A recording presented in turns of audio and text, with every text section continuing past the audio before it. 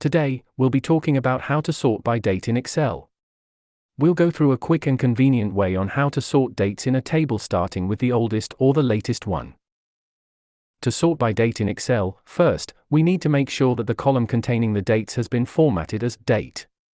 Then we select the whole area which we want to sort, header included. Once we've selected the area, we go to the Data tab and click on Sort. A pop-up window appears where we can set necessary details. Since we've included the header, we'll keep the option My Data has Headers selected. With this, we'll make sure that the names of the column headers from the table will be displayed in the Sort By drop-down list. Here we want to sort by date of birth, so we'll select this option and move on to the next step.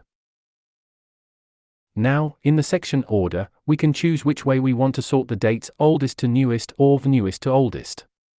Let's click on Oldest to Newest and confirm with OK.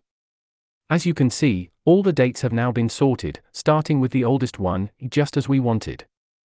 If you need to sort the dates the other way round, you can follow the same procedure, just select the option Newest to Oldest in the last step. Thanks for watching, and I'll see you in the next video.